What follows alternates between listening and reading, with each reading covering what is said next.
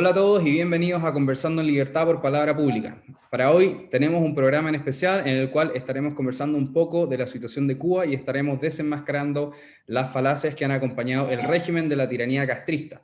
Pero primero los invito a suscribirse a nuestro canal, pegarle a la campanita y darle like a este video para que estén al tanto de todas nuestras nuevas publicaciones. Como es un programa especial, también tenemos un invitado especial que nos estará acompañando el día de hoy. Our guest is a quite big character himself. We met a while ago in one of our shows and personally had a wonderful time with him. He is a former candidate for the governor, who ran for the state of North Carolina. He is professor and director of the undergraduate studies of the Department of Political Science at Duke University, PhD, writer of numerous books, whom is about to have another one coming fresh out of the oven, as far as I know. Mike Munger. Professor Munger, it is an honor to be hanging out again with you today. It is great to be on the show. Thank you for asking. Awesome. Well, to begin with the show today, I would like to start with a short introduction to Cuban history to better understand and catch on all of those made-up fallacies that we have grown up with, especially for the ones who will be watching this show soon, if that's okay with you, Professor. Please. So, Cuba had its first contact with the Spanish Empire in October of 1494. This happened when Columbus came to America. From then on, Cuba lived under the reign of the Spanish Empire for almost 400 years, when it so freed itself in 1898 with the help of the United States Army. That was the very first time the island changed its flag for a new one. In 1901, Cuba had its first democratic elections in which Tomás Estrada Palma, a Cuban man living in exile in the United States, made it to the presidency with more than 3/4 of all the votes. After its independence due to the Civil War, sugarcane exports became 80% of Cuba's source of income. Labor scarcity made it tremendously attractive at the time for those people looking for new opportunities to immigrate to Cuba due to the good paying jobs at harvesting sugar cane, which it needed to be harvested twice a year. It is good to mention, very good actually, that back in the day in Cuba, you could make it through a whole year just by working only one harvest season. Hence, this made it possible for potential new immigrants to forecast a solid improvement in their quality of life, which of course happened.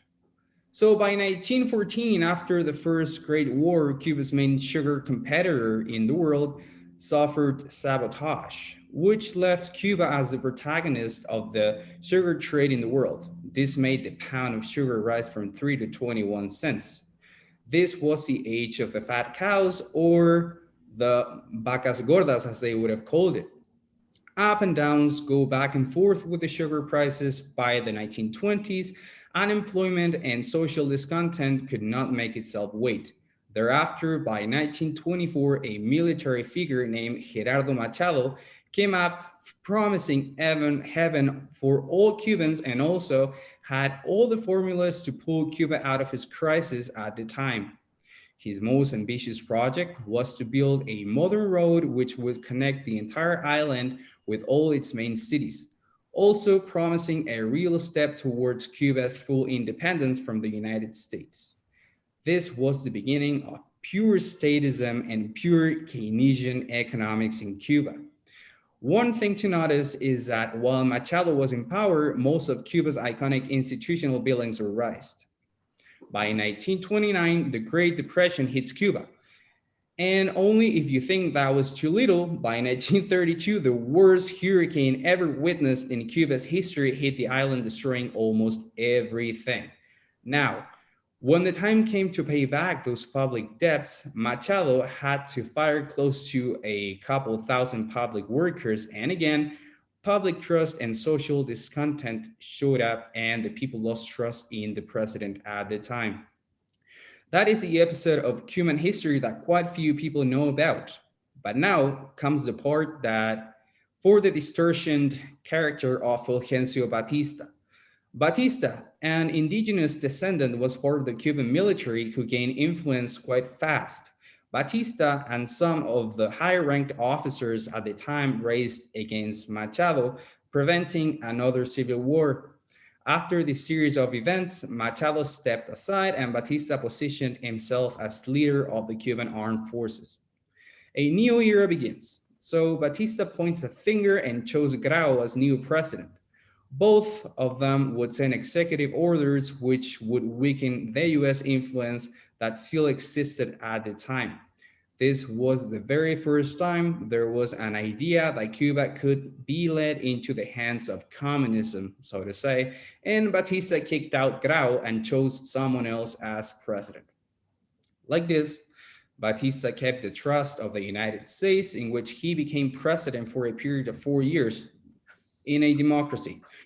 Through these decades, quite big events took place, a couple of them being reducing the working hours to 8 hours a day, including the vote for women, and finally signing out the right that the US had to intervene in Cuba by its constitution.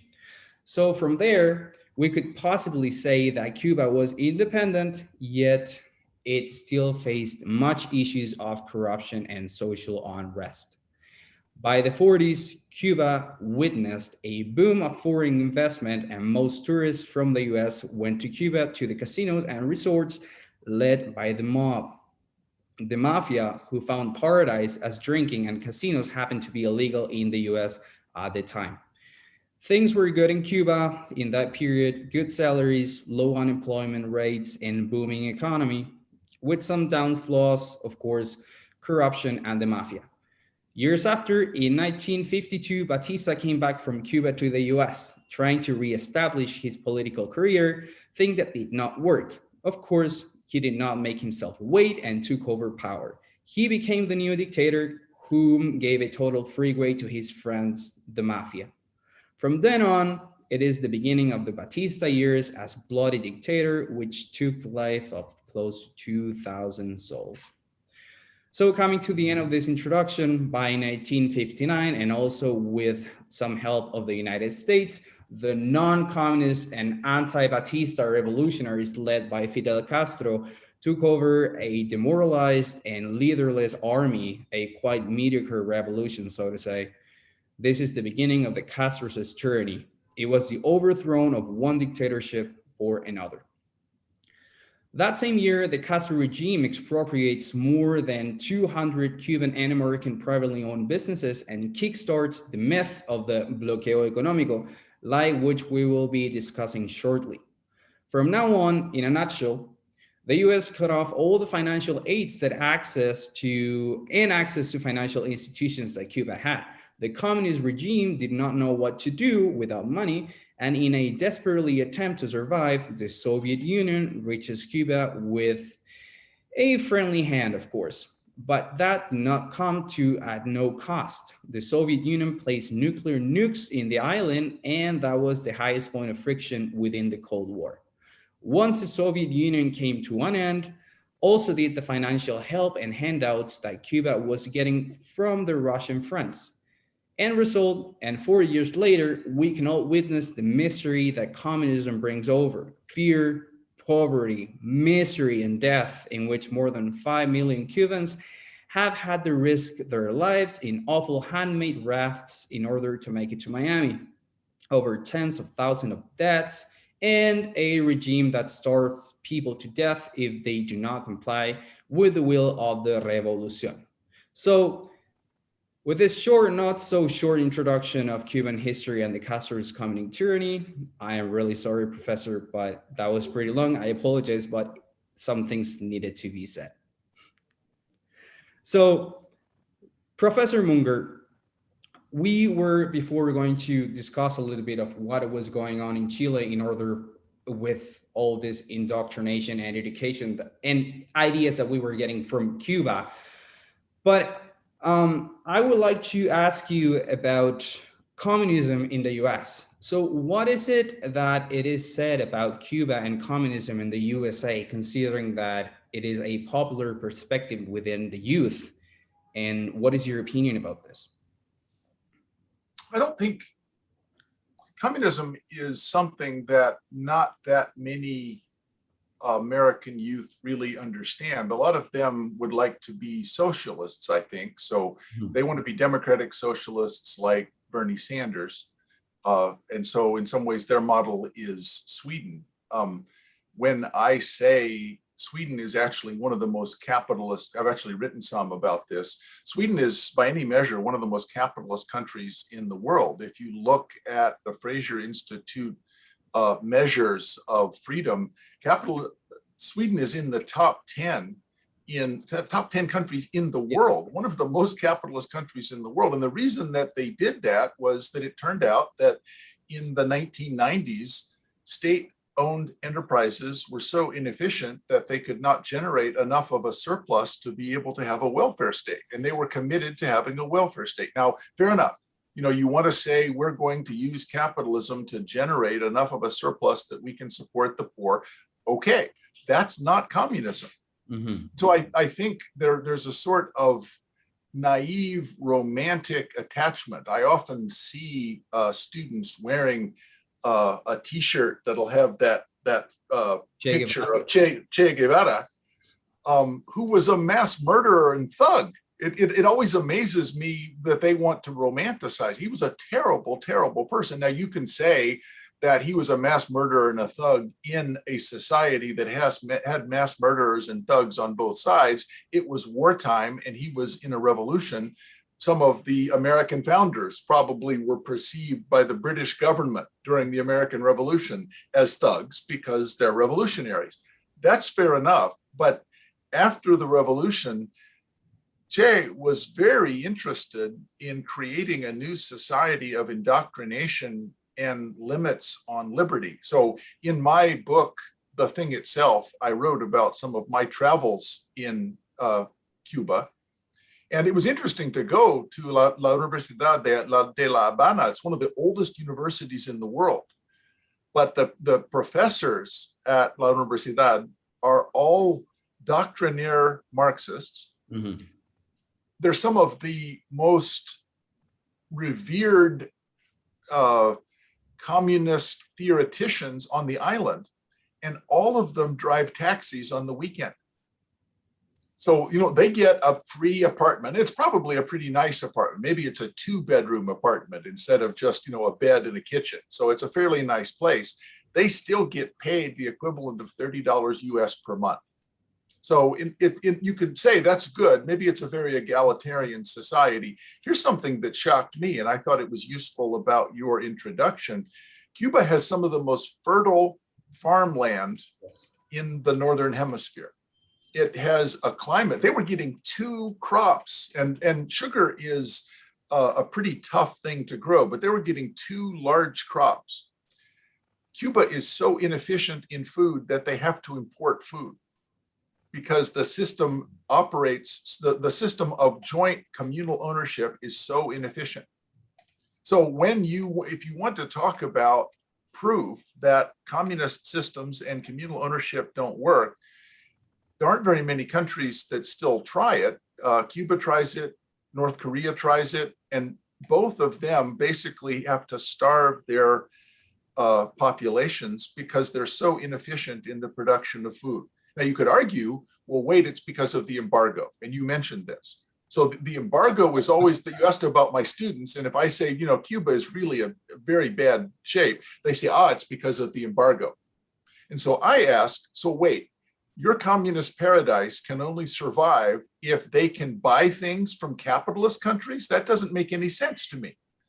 If it's a communist paradise, it should be self-sufficient, because the workers in this paradise should all be very pleased to work.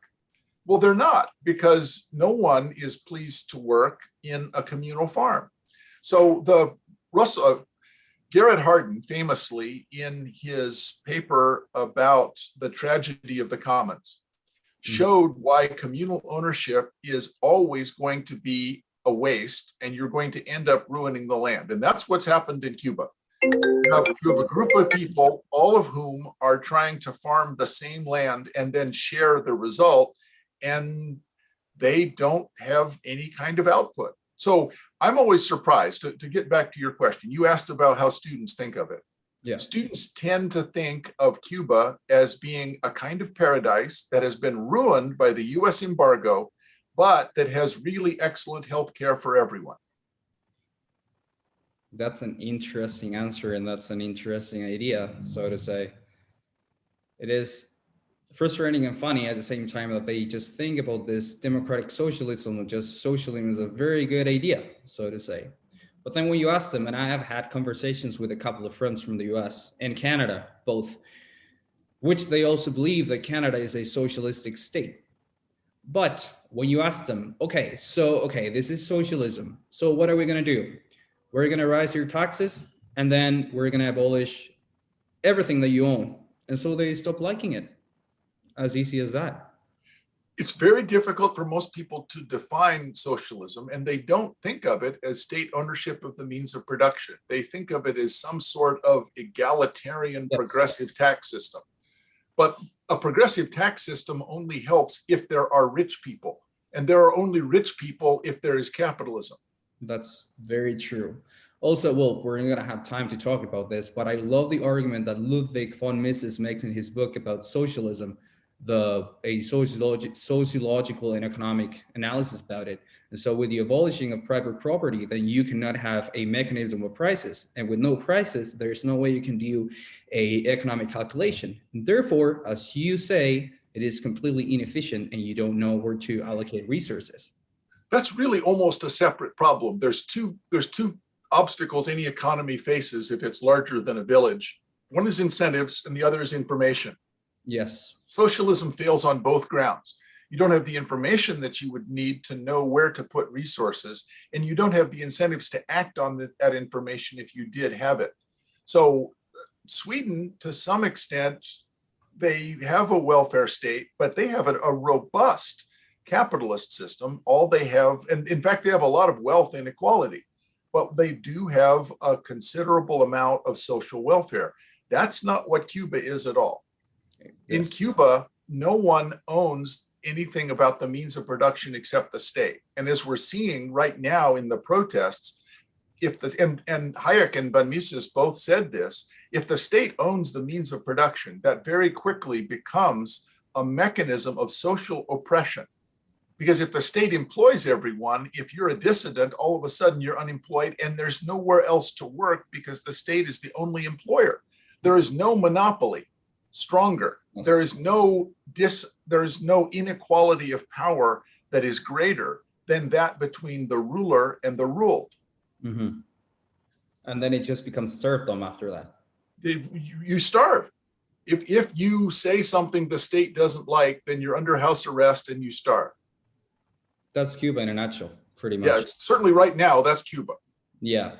So stepping into our next topic, well, as we were just discussing, it is said that Cuba is absolutely poor and miserable because it's economic blockade, right? So let's talk a little bit and focus in facts. So first, an economic blockade is literally having your trade routes blocked by other countries' military forces, which is not the case.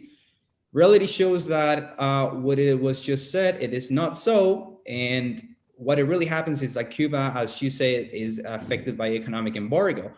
So let's first explain what this is. So Professor, how would you explain what an embargo is for the ones who are watching us right now?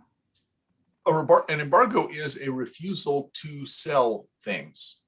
And in defense of Cuba, the United States has passed laws which says that our trading partners are also not supposed to send things to Cuba. But the striking thing is that the problem Cuba has is they have no way of generating foreign exchange.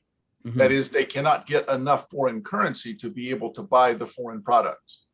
So there are plenty of countries in South America or the Middle East that would be happy to, Iran would be happy to sell oil to Cuba. Well, Iran is now under an American embargo also. There are many countries that would be willing to sell oil to Cuba if Cuba had dollars or some other international currency. Mm-hmm. They don't have that because they don't produce anything that they can export. Now, that just means that they're not a capitalist country. if you think that communism is a legitimate alternative, there must be some way that they can solve this problem within the intrinsic logic of communism. And so when I was traveling in Cuba, one of the things that struck me was all of the buildings that there are big hotels all along El Malecon, the sure. beautiful Yes. part along the bay in La Habana. And those hotels are all falling apart and they're not being rebuilt. And there are plenty of European tourists who would be willing to go to Habana if they were. And there are direct flights from Mexico City, there are direct flights from Berlin, but people don't go there because the hotels have not been rebuilt. The farms are not being farmed, and so Cuba has to use what small amount of foreign exchange it has to import food, even though it has some of the most fertile land in the world. So the economic system in Cuba, because it is all state-owned enterprises and can't solve the two problems, incentives and information. It's a kind of lab experiment. This is a bunch of very energetic, hardworking people. They would be happy to try to sell things if they were allowed to. Exactly. I talked to some people who were saying, when Fidel, El Caballo, because he has a face like a horse, when El Caballo finally dies, I'm going to be a real estate agent. Well, this was in 2001. So it hasn't happened yet. They thought that when Fidel died, El Revolucion would die also. Mm-hmm. But instead, what has happened is that the El Revolucion has become a kind of state capitalism. It has become a fascist state that is being operated for the benefit of the ruling elite. And it's amazingly racist. The thing that is surprising is if you look at all of the upper level government officials, they all have very light skin. Cuba, one of the myths of Cuba was that it was a racially egalitarian society. But a number of people lately have said there are no truths in any of the myths about Cuba. So for medical care, it is true that everyone gets free medical care, but they're getting it from someone who has been to college for 2 years. So their doctors go to college for 2 years. They don't even have the equivalent really of a nursing degree. What they can do is perform first aid. But it's true that everyone can go to those doctors. It's supposed to be that everyone has free access to food. Well, it's true that the food that's not in the stores would be free if it were there, but there isn't any. All the peso stores are empty. You have to wait in line for 6 or 8 hours for a loaf of bread because the system is so inefficient. And everyone's guaranteed employment, but none of the jobs pay anything. So all of the things that were supposed to be guaranteed by the revolution, that were going to be an improvement over capitalism, all of those things, without exception, have proved to be lies. You left me thinking, would you really call it a capitalist state? Just as, let's say, I said state capitalism. Yeah, I'm sorry about that. State capitalism. It's sort of like the same thing as China. Well, just going absolutely. The difference is that China has decided they will use the price mechanism, and Cuba has refused to. But what I mean by state capitalism is that the state owns all of the means of production. Exactly. And then they try to produce anything that they do produce, all of the profits go to them.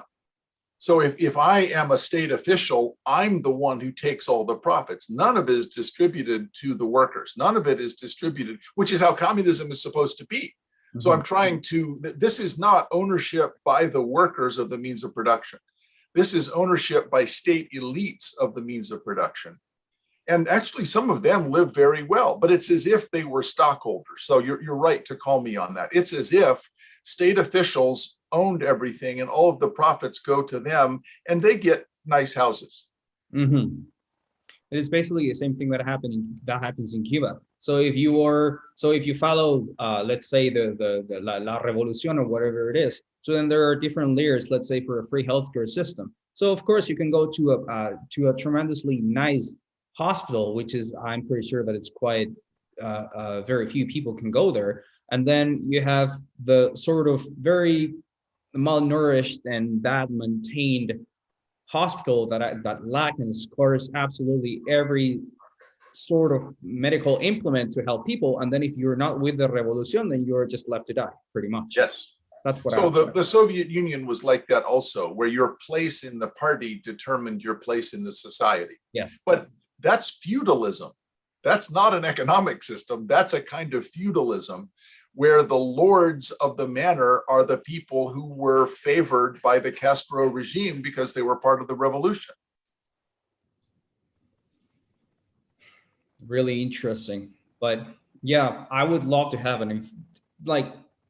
the whole day to talk to you about this, but unfortunately we're gonna have you going soon. So let's keep on going with what we have. But before just going into the next topic, so I would like to dive into what really happened here. So just to mention a couple more facts. So in 1959, the Cuban Revolution expropriates close to 300 privately owned Cuban and American businesses, over 300,000 hectares, 25,000 million US dollars in properties owned by Cubans, and over 1,000 US dollars American owned. So after La Revolución, the Cuban dictatorship only dedicated itself to steel action, which is celebrated by the revolutionaries. Ergo, they prize stealing, quite immoral if you ask me. Therefore, obviously, the US did not want to trade with Cuba, and nevertheless, Cuba can and does trade with, and had done so for decades with any other country in the world. Cuba, therefore, it is not socially and economically miserable due to the blockade. It is miserable because of socialism. Period. It is miserable because it does not generate enough. And this is true. If I don't have a job, it's going to be hard for me to buy food at the grocery. Mm-hmm. Since Cuba doesn't produce any value, it has nothing of value that it can export in exchange for things to import. And if you look at the Cuban economy, it should be able to produce a wide variety of bananas, sugar, a lot of fresh vegetables. They should be able to can these. They should be able to produce jellies. They're fish. There are many things that Cuba should be able to produce, but it is not targeted towards being able to produce value. It is targeted towards control. So the main thing they're concerned about is the ability of the government to control the means of production. So the poverty of Cuba is a logical consequence. And if you don't want to go to Chicago, don't get on that train. It's going to make you impoverished if you don't produce anything of value. So since no one produces anything of value, Cuba has not pursued the division of labor that would be required. Division of labor is where all new wealth comes from. So Cuba has to specialize in those things that it can produce better than other countries. And this is not a desert. It's not a place that should be poor. It should be very wealthy. And as I said, a lot of tourists would be willing to go there. It's true that American tourists don't go there, but tourists from other countries should be willing to go there if it were not so poorly managed. So it is simply not true that Cuba is poor because of American policy. And to the extent that that is true, as I said, it does always surprise me when someone says that a communist nation can only survive if it trades with capitalist nations, because the whole point of communism is that it's supposed to be an alternative, independent system. To capitalism, yes. Absolutely. Well, so Professor, in your opinion, so what do you think that were the main ingredients to these social demonstrations going on in Cuba today? So considering that thanks to the internet and technology, a great amount of younglings and not so younglings, for instance, could realize and get to consider the massive differences in the quality of life between Cuba and the US, for example. So 4 generations deceived by the regime indoctrination. So what is your opinion about this? What could happen? In fairness to the regime, Fulgencio Batista, his regime of mafia thugs really were very bad people. There was a lot of murder, there was a lot of expropriation, there was a lot of corruption.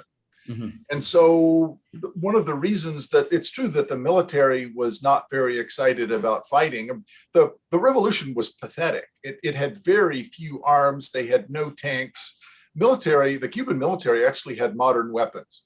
And they basically just gave up, and Fidel ended up riding in on a tank that basically they just gave to him. The tank, yes. And so I can understand why someone might have thought this was a good idea. And to his credit, Castro had two features that made him a very powerful leader. He was charismatic. He was able to give speeches that gave people a sense of hope about the future. And he himself lived in a way that was relatively modest personally. So he didn't show off the fact that he had a lot of wealth. He wore military fatigues as if he were still a soldier. He was saying, we're constantly facing a US invasion. And so people had a sense of solidarity. Mm-hmm. And the US helped him out by having the stupid Bay of Pigs invasion that was aborted, where the US withdrew its support.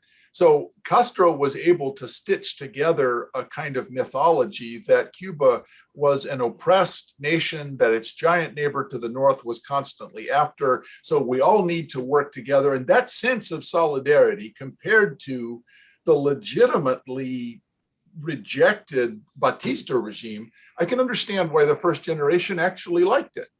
And to be fair, they were able to steal enough money and enough resources that still worked, that there was quite a bit of redistribution.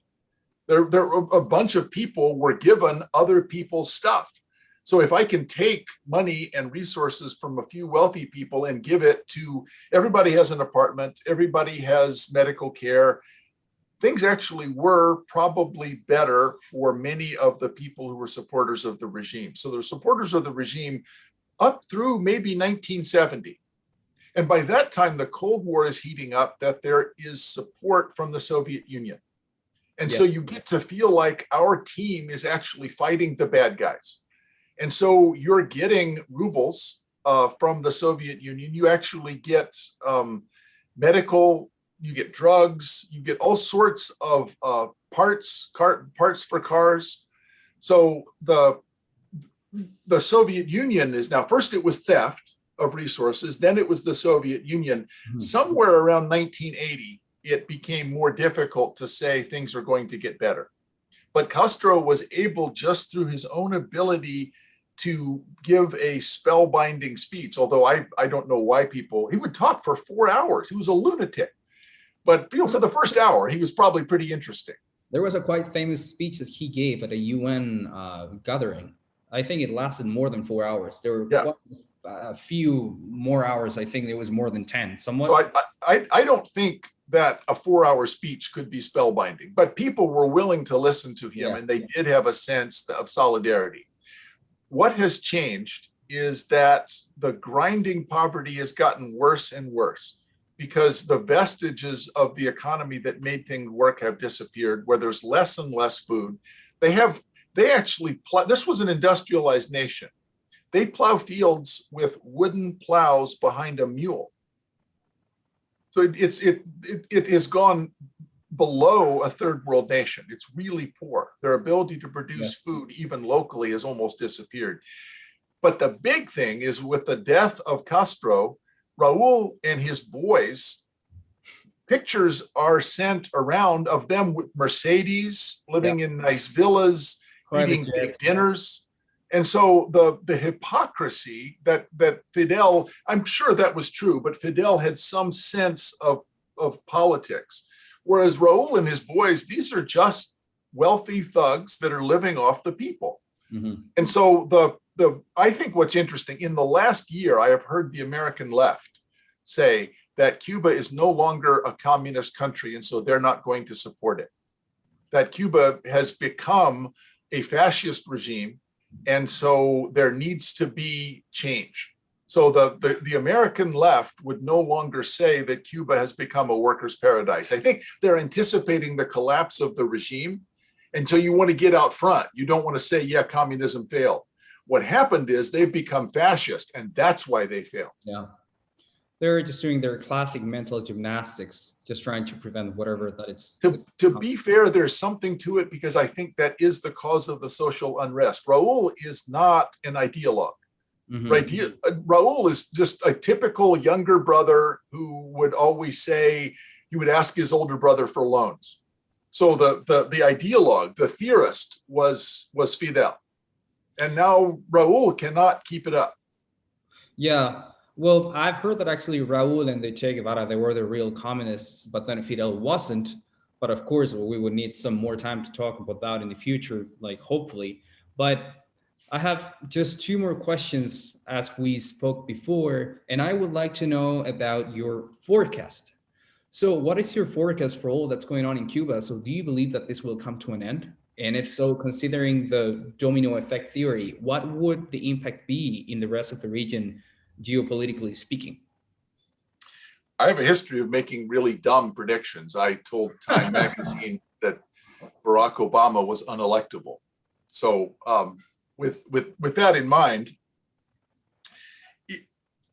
it does seem to me that Cuba is likely to collapse. Is it going to collapse? The government in Cuba is going to collapse. Is it going to collapse like Romania did, or Hungary? So you see communist regimes that collapsed and then turned into authoritarian regimes. Mm-hmm. Or will there be an attempt to create a constitutional republic? And there are not many examples of Latin American nations that have become constitutional republics, although there is one example, and that's Chile. Mm-hmm. However, the Chilean constitution, as you know, the constitution of 1980 took a very long time to work its way out. Mm-hmm. And now Chile has a commission where they're going to write a new constitution from scratch. So it's an amazing event. So my forecast, the best kind of forecast, would be when as I think is inevitable, the corrupt, exhausted, morally bankrupt Cuban regime collapses. Mm-hmm. Will Cuba look to Chile, not necessarily as a model of process, but as a model of, we can write a smaller Republican constitution? And there actually is quite a bit of resources, and there would be quite a bit of goodwill. The problem is the United States has very little trust, but there are other countries that could offer, the UN could offer and say, let's try to broker a transition to being a republic with a constitution. So I actually think that because Cuba has such desperate economic need, if the new provisional regime will say, we've sort of declared receivership and we're going to write a new constitution, there's a chance that they might write something new that might create a set of rights that would get them towards democratic elections. Right. But it's very difficult to accomplish that. Most countries that have tried it fail. Right. They tend to revert to dictatorship. Hopefully things go right for the people there. Well, thank you so much, Professor. And now coming to the very end of the show, I would like to leave you with a short video that was provided by a Cuban citizen that lived the Cuban reality for over 25 years. He wanted to share this, his experience anonymously, and we would love if you could reflect briefly, only 30 seconds to a minute on it. Absolutely. Let me share my screen with you. There we go.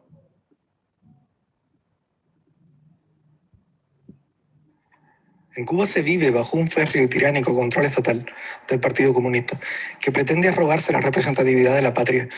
Desde su apropiación del poder en 1959, la revolución, se ha encargado de implementar la idea del pueblo y el antipueblo, donde pueblo es esta concepción ideal de valores que sirve a la revolución, a quienes ellos llaman revolucionarios.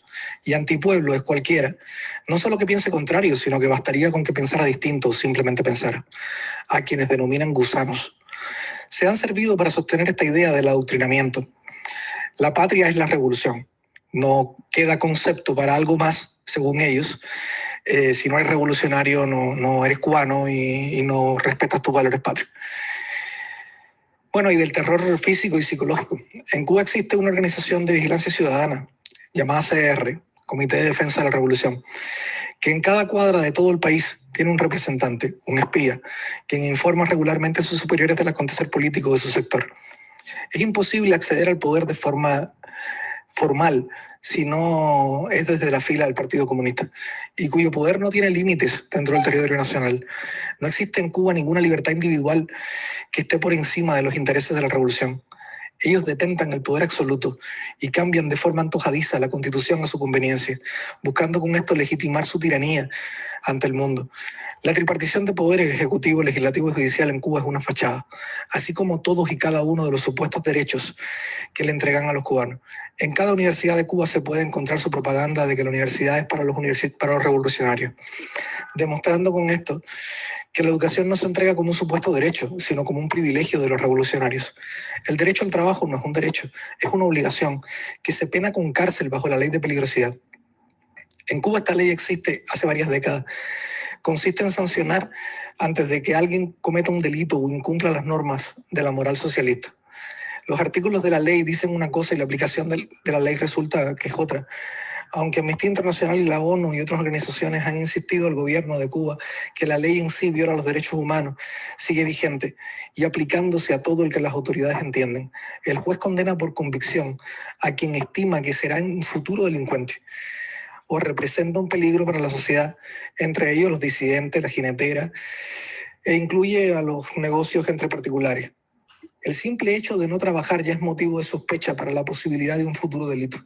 La ley dice que los futuros delincuentes serán, entre comillas, reeducados en establecimientos especializados de trabajo o estudio.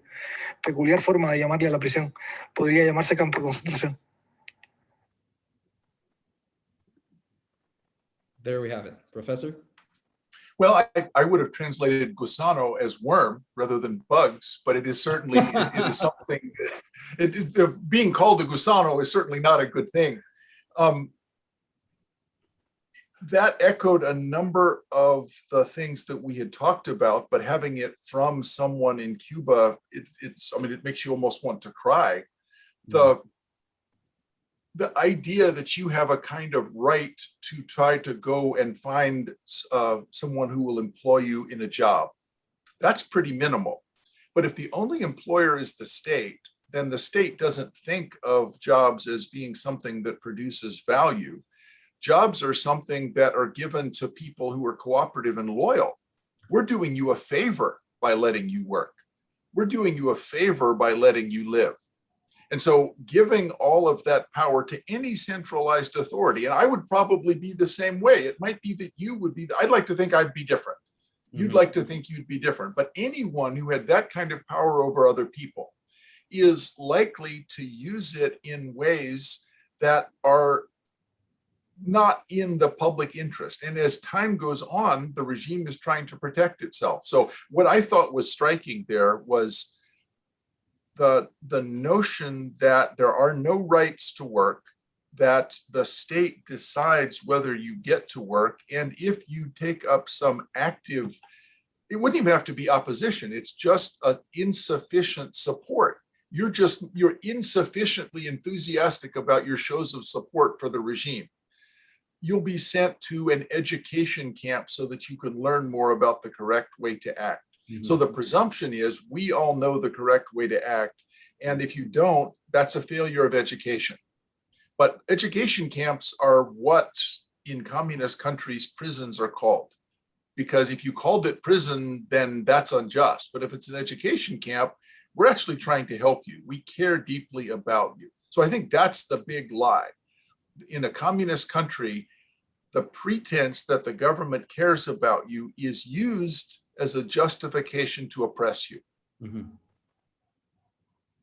Interesting. Thank you so much, Professor. And as unfortunately, we have a time cap for today with you, and we are a little bit past it.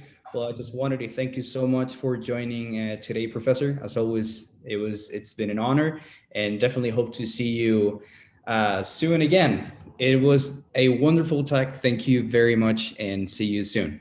I appreciate it. Thanks very much.